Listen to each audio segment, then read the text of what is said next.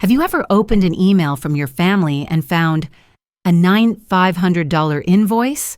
No greeting, no explanation, just one sentence. You've always been the strong one. We knew you'd understand. That was their way of saying, you weren't invited to the Maldives trip, but here's your share to pay.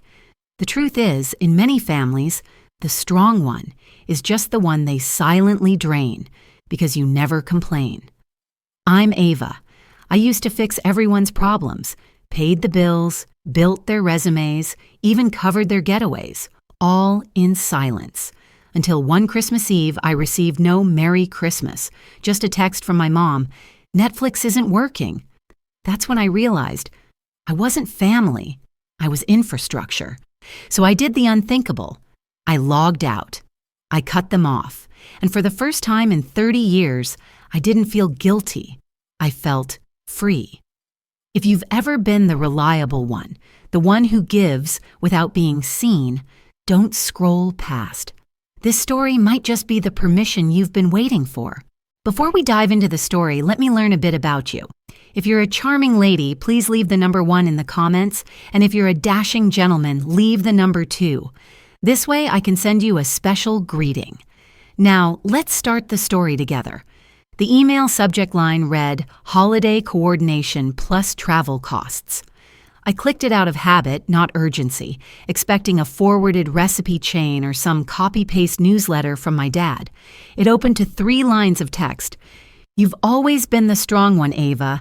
That's why we knew you'd understand. Attached, shared invoice from the Maldives trip. Yours, $9,500. There was no greeting, no invitation, just that line, you'd understand. As if financial ambush was now a family tradition, and my understanding was the wrapping paper. I didn't move right away. My laptop screen glowed against the quiet of my apartment, casting shadows across the tiny, fake Christmas tree I'd bought on clearance 2 years ago. Its base was lopsided, and one string of dollar store lights blinked slower than the others. The cinnamon candle on the windowsill had tunneled into itself, like even it had given up trying to make the room feel festive. Outside, someone's kid was laughing in the hallway. I heard the soft jingle of bells and a piano drifting through the ceiling vents. Someone upstairs was playing Silent Night. Maybe off-key on purpose, maybe not. I clicked on the attachment. The PDF opened to a neat spreadsheet titled Family Holiday Maldives Deck 2023. Total cost $28,500, split evenly among 3 adults, $9,500 each. Beneath it, a cheerful little row labeled, covered by Lily, zeros, her gift this year. Like that explained everything. No call, no text, no seat saved for me on the plane. Just a bill. I stared at the line that had my name next to it, written in the same font Dad used for his church newsletter, serifed, stiff, proud of its spacing. It wasn't the dollar amount that stung, though $9,500 wasn't pocket change on a freelancer's income. It was the blank space where any acknowledgement should have been. I scrolled up to read the email again. You've always been the strong one, Ava. That's why we knew you'd understand. I used to love that phrase. When I was 13 and sprained my wrist at soccer practice, Dad said it as he tossed me an ice pack and told me to walk it off. When I got my first job in high school, he said it again as I handed over half my paycheck to help cover the electric bill. Every time I didn't complain, every time I stayed quiet, he'd say it with pride, like it proved something about our family legacy. Monroe girls were tough, reliable. Now it just sounded like a permission slip. I closed the PDF and opened my bank app. My checking balance blinked up at me, enough to cover the invoice. Just barely. Enough to tighten January into a spreadsheet of canned soup and late-night ramen. But that wasn't the point. This wasn't about what I could afford. It was about what they expected me to accept. I scrolled through old transactions, rent, groceries, quarterly taxes, a dog-sitting deposit from my neighbor. Nothing extravagant, just evidence of a life lived carefully, a life I'd built without them. Lily, on the other hand, had posted a carousel on Instagram last week, her feet half buried in white sand, a cocktail in each hand, and some caption about healing through sunsets. No tags, no mention of who paid for the trip, just her signature font and a string of heart emojis. I could see the math forming in my father's mind like a sermon outline.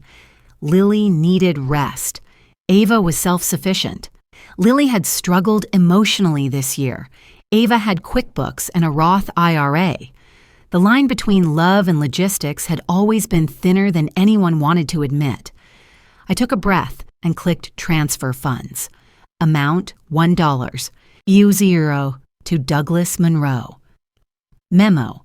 Guess Santa skipped me too. There was a strange calm that followed. Not satisfaction, just clarity. The way you feel when you finally delete the voicemail you've been pretending to keep for sentiment's sake. I didn't cry. I didn't scream. I didn't even draft a reply. I just closed the banking app. Then I opened Netflix. The cinnamon candle flickered in the corner, working overtime to fill a space that still smelled like printer ink and long silences. I queued up a documentary about snow leopards, something with no family, no holidays, no voices that sounded like mine. I watched the opening credits roll. Outside, the laughter quieted. Midnight was close. Christmas Eve in Portland meant rain instead of snow, and the slick sidewalks reflected passing headlights like oil on water. Somewhere across the city, a hotel suite was probably echoing with clinking glasses and spa music. I imagined my mother ordering room service for Lily, her voice coated in concern, asking if the air conditioning was too strong. I imagined them not mentioning me at all. In this family, silence wasn't absence. It was currency. And for the first time in a long while, I decided not to spend any more of mine. Tomorrow, I'd get up early. I'd make coffee and maybe walk by the bookstore that always put out mismatched mugs for their Christmas sale. Maybe I'd even buy one. For me. But for now, I stayed still, wrapped in the soft hum of being forgotten. And for once, I didn't try to fix it. Netflix isn't working, Mom texted. No greeting, no Merry Christmas. Just outage panic, 2 days after the invoice. I let the phone buzz on the counter while I poured water into the kettle. The apartment smelled faintly of cinnamon and bergamot. Outside, winter clung to Portland in its usual gray stillness. A thin layer of frost coated the windows, and somewhere in the hallway, a neighbor was playing piano again. Oh, come all ye faithful. A little too slow, a little too hopeful. I finally picked up the phone and read the message again. No punctuation, no emoji. Just the assumption that I'd fix it. Because I always did. I didn't reply. Instead, I opened my laptop and stared at the tabs already waiting. Account dashboards, login portals, password managers blinking like lighthouses in a fog. I started with Netflix, removed all profiles but mine, changed the password, enabled two-factor authentication. It took less than 5 minutes to erase a decade of silent leeching. Then Hulu, Spotify, Amazon Prime, Apple ID. I logged out of every shared device, every old iPad that still thought it belonged to Family Monroe. It wasn't revenge, it was inventory. Like cleaning out a pantry and realizing half the items had expired years ago. Except these had names. Birthdays. Guilt wrapped in birthday texts and emojis sent 2 days late. I moved on to the Verizon family plan. 3 lines. Mine, Mom's, and Braxton's. Lily's husband. The man who once asked me at Thanksgiving if freelancing meant fun employment. He'd sent a thumbs up in the group chat earlier, right after Mom's Netflix text. No words, just that smug, silent symbol of entitlement. Click. I removed him first, then Mom. The system prompted me. Are you sure you want to modify this plan? I didn't hesitate. Yes.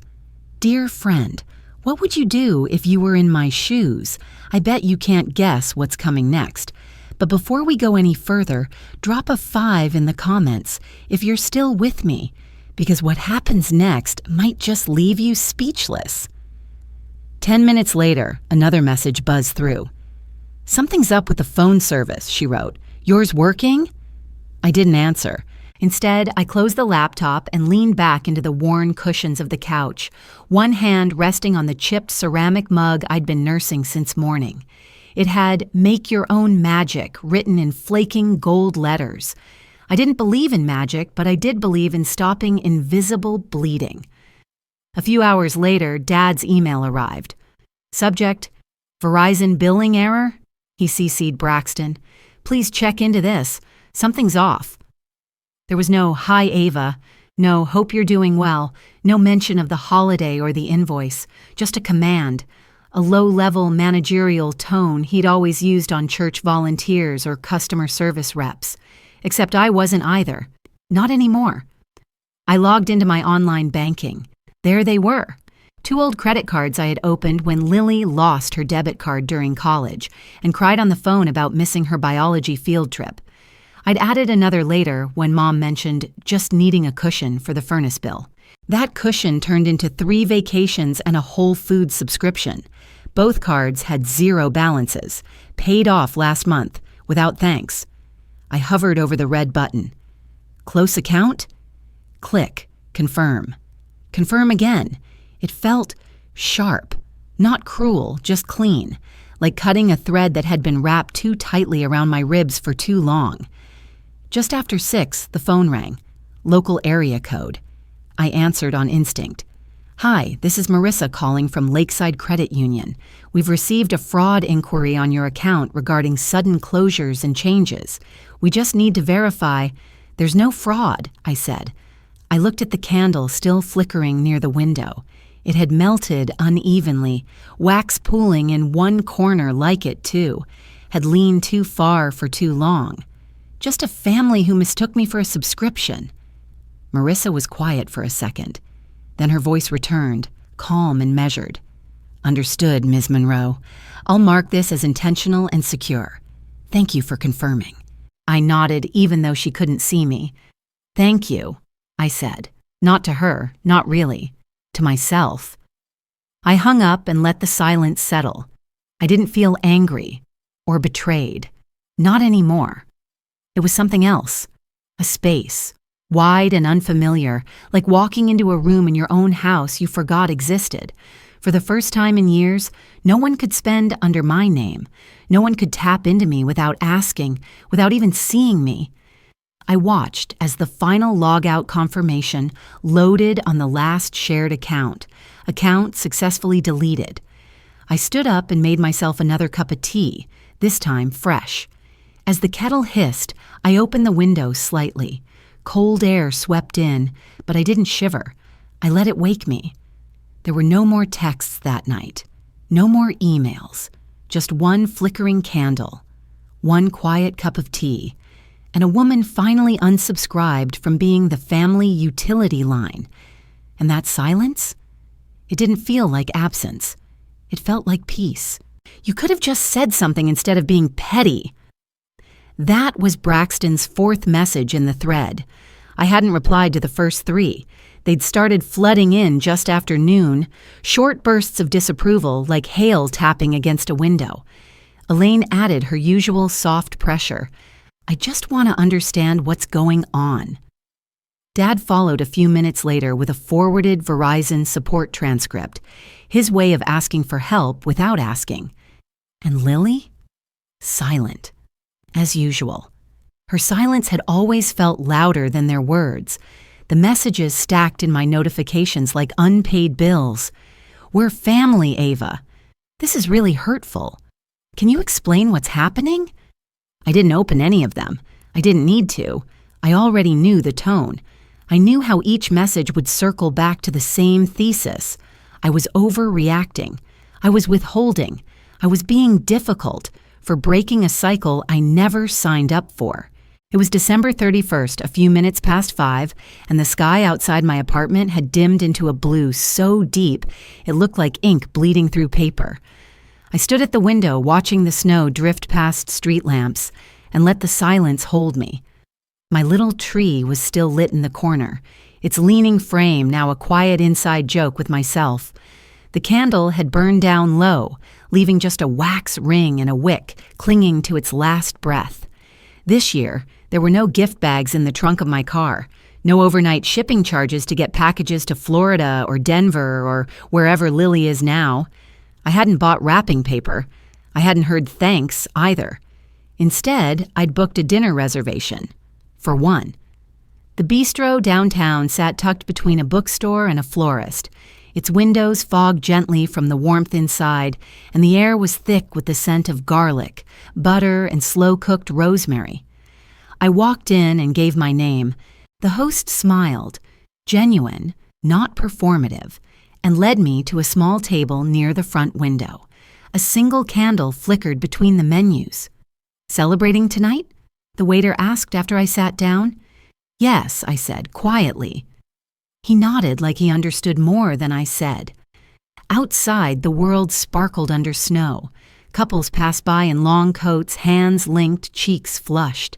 Inside, tables buzzed with toasts, shared desserts, and the clinking of glasses. I sipped my wine and watched it all, not from behind a screen, not from a group chat I wasn't part of unless someone needed money, but as someone fully in the room, fully awake. The steak arrived, perfectly medium rare. I took my time. No one interrupted. No one asked me to cut theirs. No one said, "You're so quiet tonight," like it was an accusation. I just ate, and the world didn't fall apart. At 11:58 p.m., my phone buzzed again. Family thread. Braxton. "Are you really doing this over Netflix?" I placed the phone face down. The waiter returned with champagne. "On the house," he said, "for the new year." Midnight struck. The room burst into cheers, laughter, kisses. The couple across from me leaned into each other. Two kids near the back clanged forks against their glasses. I didn't clap. I didn't cry. I raised my glass slowly, tilted it toward the candlelight, and whispered, just to myself, "To peace." Then I opened my phone, scrolled to the family thread, and held my thumb over the mute button for half a second. Mute for 1 hour? Mute for 8 hours? Mute until I say otherwise? I chose the last. I wasn't muting them because I was angry. I was muting them because quiet had finally become a gift. One I wasn't going to rewrap and hand back out. On the walk home, snow crunched softly beneath my boots. I passed by the bookstore again, its New Year, New You display already set in the window. Inside, I could see a copy of a novel I'd loved as a teenager. I'd forgotten the title, but I remembered the feeling it gave me, like possibilities were something you could touch. The apartment was still warm when I returned. I peeled off my coat, set my phone on the kitchen counter, and let the silence settle in again like a trusted friend. I didn't check the messages. I didn't check who tagged me next. I made tea. Read a few pages of something. Let my breath slow down. In the morning, the sun slid weakly through the curtains, casting pale stripes across the floor. I reached for my phone out of habit, then paused. There it was, a new email. Subject: "We need to talk." No Happy New Year, no apology, just the same drumbeat, playing faintly in the distance. But this time, I didn't rush to answer. I didn't feel the old guilt, the instinct to fix, to smooth, to explain. Because ghosting, when you've been invisible your whole life, isn't cruelty, it's clarity. And this year, I was done being available just because they expected me to be. The email came at 6:43 a.m., just as the morning fog had barely lifted over the city. I saw it sitting there in my inbox, subject line, "Let's talk," like we were catching up over brunch instead of wading through decades of pretense. "We should never let money come between family," Dad wrote. It was a short paragraph wrapped in polite concern and generic warmth, the kind of thing you could copy and paste into a holiday card or a corporate memo. No details, no mention of the Maldives trip, or the $9,500 invoice, or the streaming accounts I'd shut off. Just a vague appeal to sentiment. Let's not lose what we have. We all make mistakes. It's important to remember what matters most, each other. I reread that line twice. It was the same tone he used when I was 12 and refused to hand over my birthday money for Lily's skating lessons. Back then, he'd made me write an apology note, and he'd edited it before I could send it. Now here he was again, editing the past with careful omissions and a moral high ground. I closed the email and reopened it 3 times over the course of the morning. It didn't change. It never would. Around noon, I grabbed my coat and walked to Finch and Field, a cafe tucked between an old record store and a dry cleaner that had somehow survived 3 recessions. The rain was steady but gentle, tapping the sidewalk like fingers drumming out a memory. Inside the cafe, it was warm and dimly lit, with quiet jazz spilling from ceiling speakers. Couples sipped oat milk lattes. Someone was sketching on an iPad. A woman near the window was crying quietly into a napkin. Someone across from her held her hand. I ordered a black coffee and sat at the same corner table where I used to rewrite Lily's resume. It was back when she was between dreams, as Mom used to say. Ava, the reliable one, the editor, the fixer. My name had always been shorthand for help. The rain on the window blurred the sidewalk beyond, and for a moment I let myself get lost in it.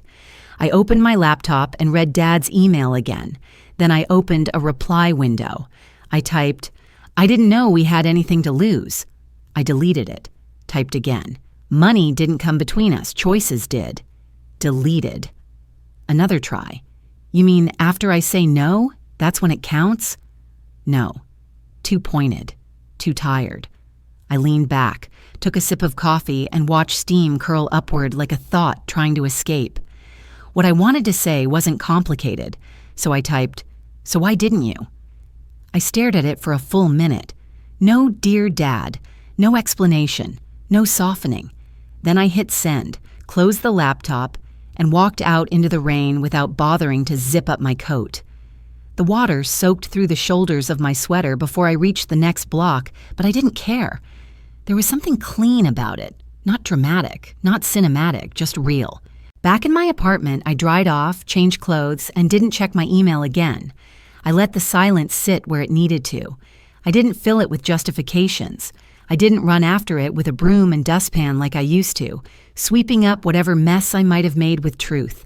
That night, I made soup from scratch, the kind with lentils and carrots and thyme, slow and deliberate. No one was coming over. No one was texting to say thank you. It didn't matter. I made it for me. At 8:12 p.m., my phone buzzed on the kitchen counter. Lily, one message. "You're tearing this family apart." That was it. No punctuation, no context, just the weight of a verdict passed down without a trial. I didn't reply. I stirred the soup once more, turned off the stove, and set the spoon down gently. For the first time in my life, I had said what I meant, and I wasn't rushing to comfort the silence that followed. I went to bed early that night, but sleep didn't come easily. My apartment was quiet, but not in the heavy way it used to be. There was space in the silence now. Not a void, but a clearing. I thought about that birthday letter I wrote as a kid, the one I had to write after I wouldn't share $50 Grandma had mailed me in a crisp white envelope. Dad sat me down at the dining table and told me, "You're older. You should know better." He made me start over 3 times, until the letter sounded like I was grateful for the lesson, not hurt by it. That was the first time I learned that telling the truth could be punished if it made someone else uncomfortable. Now, decades later, I was still writing letters, still finding the courage to say one sentence without cushioning it in apologies or disclaimers. There was a kind of math to family silence, a calculation of who owed who and what price would be paid for saying things plainly. But I was done doing that math, done pretending I didn't notice when the bill always came to me. The next morning, I took a walk down Belmont Street. The sky was a stubborn gray and the wind bit a little more than usual. I passed the bookstore where I'd once picked up a copy of The Art of Saying No. I hadn't finished it, but maybe I didn't need a manual anymore. At the corner cafe, I ordered another black coffee, this time to go. As I waited, my phone buzzed again. Lily sending a string of messages I didn't read. I slid the phone into my pocket and looked out the window. A mother was helping her toddler step over a puddle. They both laughed when he jumped into it anyway. Life kept moving, even when you stop replying. And maybe, just maybe, that was the point. Some things don't need a response. They just need release. Lily called during the grayest part of the afternoon, when the light outside made everything inside look a little tired. I was standing in my kitchen, waiting for the kettle to hiss. The window above the sink framed a pale sky and skeletal trees swaying in a lazy breeze. I just turned off my phone's Do Not Disturb for the first time in days. Maybe a part of me wanted to know what she'd say. There she was, sun-kissed, draped in a soft pink robe, palm trees waving behind her. I could hear the sea if I listened hard enough. She didn't say hi. She started with, "You helped with my resume. You believe in me." Then she gave me that smile, half sweet, half knowing. I just need one more thing. It was always just one more thing. A document, a draft, a loan.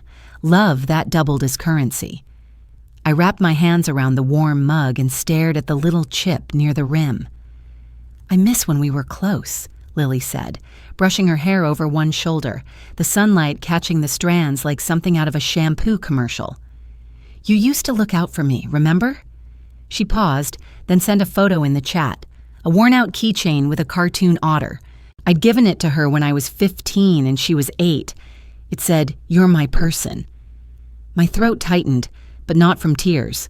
She followed up with a casual text, "BTW, do you still have that reference template?" There it was, the ask, wrapped in nostalgia and a sticker emoji. I didn't reply right away.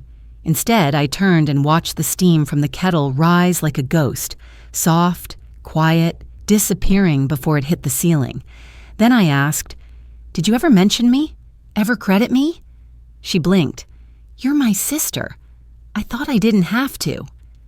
Something about that sentence sat wrong in my chest, like when you realize a favorite sweater has shrunk, but you keep wearing it anyway because it reminds you of who you used to be. "I'm not your shortcut," I said gently. She tilted her head. "What's that supposed to mean?" "It means I used to think helping you was how I stayed connected, but it turns out it was just how I stayed useful." She didn't respond, just pressed her lips together and looked off camera for a moment. "Lily," I added, "I'm not angry, but I can't keep writing your chapters while you pretend I'm not in the book." Her face flickered, like she wanted to argue but hadn't loaded the words in time. "Maybe you thought I was your shortcut," I said, slower this time. "I'm not anymore." The screen froze. She didn't hang up, but she didn't say goodbye either. I stood there in the kitchen long after the call ended, the tea now cool, my hand resting on the counter like it might float away if I didn't anchor it.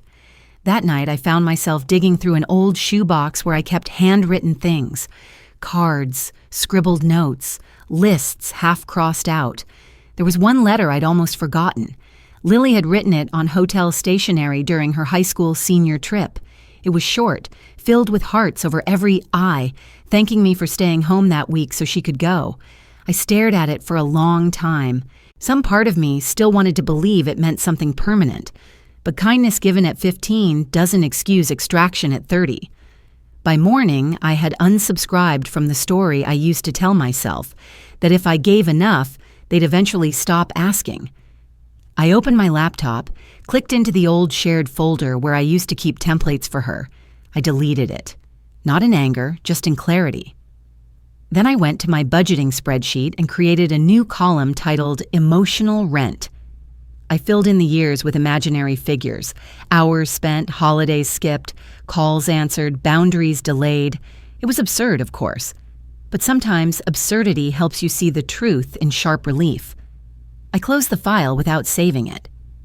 Later that afternoon, I walked down to the post office, mailed off a package unrelated to Lily, unrelated to anyone but myself, a scarf I'd knitted for a woman I'd met in my building's elevator. She'd complimented the color once. I'd remembered. Some giving, I realized, doesn't come with strings, and it feels lighter because of it. When I returned home, my phone was quiet. No new messages. No follow-up requests. Just the faint hum of my tea kettle reheating and a sunset bleeding through my window like a soft apology from the sky. I didn't answer that silence with worry. I accepted it, and I stayed still. I walked into the bank just after 9. The glass doors sighed open with a quiet whoosh, and the air inside smelled faintly of paper and lemon polish. It was one of those mornings in Portland where the fog seemed to hold the light hostage. Everything looked soft, blurred, like the city had exhaled. The teller wore a navy blue sweater and a name tag that read Carmen. She greeted me with a smile that didn't ask questions. I handed over my ID, slid a folder across the counter, and said, "I'd like to open a new account." She clicked a few keys, nodded. "Any special notes or preferences for this account?" I didn't hesitate. "Yeah," I said. "No paper trails, digital only." She glanced at me, then smiled again. "Got it." It took less than 20 minutes. I signed where she told me to. No one called to ask if I was sure. No one hovered behind my shoulder pretending to read over the fine print. There was no shared family plan to coordinate with, no hidden beneficiary fields to double-check. When I left the bank, the fog had begun to lift. I pulled my scarf tighter and walked the 12 blocks home, each step lighter than the one before. I passed a bakery piping cinnamon into the air, a man playing saxophone in front of a bus stop, and a kid laughing over a spilled cup of hot chocolate. And for once, none of it hurt. I wasn't on the outside of some invisible glass. I was just walking, present, unattached. Back in the apartment, the candle on my counter had burned low. I replaced it with a new one, lavender and cedarwood, and lit the wick with a steady hand. Then I sat down with my laptop. One by one, I changed everything. New passwords, new backup emails. I updated my emergency contacts from mom to none. I deleted the fingerprint login that Braxton once helped me set up. I replaced my SIM card. I created a separate encrypted vault for every document I'd once shared. There was a folder named Family Assets that I stared at for a long moment. It held old scans of utility bills, vacation invoices, legal paperwork. I moved it to trash, then clicked empty.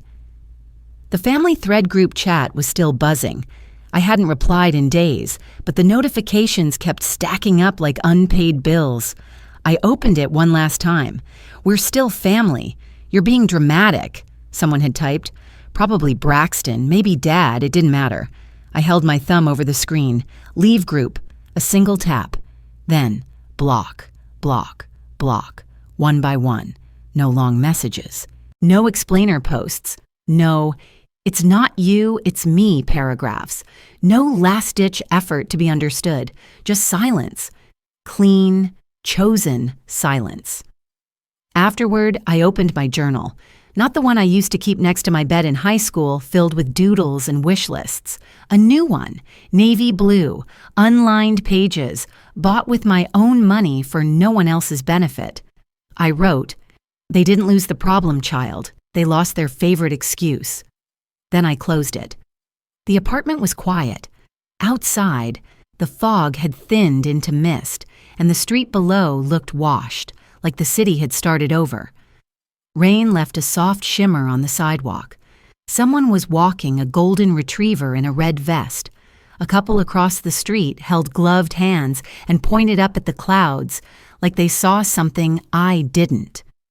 I brewed tea and watched it steep. Not because I needed the caffeine, but because it was something I wanted. I took the long way with it, let it sit, let the flavors settle. The steam curled up slowly. I let it rise against my face. I didn't text anyone to say good morning. I didn't screenshot the weather app or reply LOL to a family meme out of obligation. I sat in the warmth and remembered how peace felt in my own skin. A week passed. No one called. No surprise knock on my door, no email pretending to be a billing error or a lost password recovery. I didn't check my phone for apologies that would never come. I just slept. And for the first time in a long while, I didn't dream of owing anyone anything. That Saturday, I walked down Hawthorne Boulevard, scarf flapping gently in the wind. No rush, no plan, just me, a to-go cup in one hand and the other tucked into my coat pocket. I didn't look back. I didn't need to. Some relationships don't end with anger. They end with clarity. I didn't walk away because I hated them. I walked away because finally, I chose not to abandon myself. Family can be sacred, but it should also be fair. Everyone deserves to be loved for who they are, not just for what they give. In life, if love is real, it never asks one person to carry the weight for everyone else. If this story reminded you of someone in your life, a parent, a child, even yourself, feel free to share your thoughts in the comments. I'll be here, reading each one, like someone who finally learned how to listen to herself. And where are you watching from today? I'd love to know what part of the world you're in and whether this story stirred something in you. Drop a comment below and share your thoughts. You never know who might need to read your words.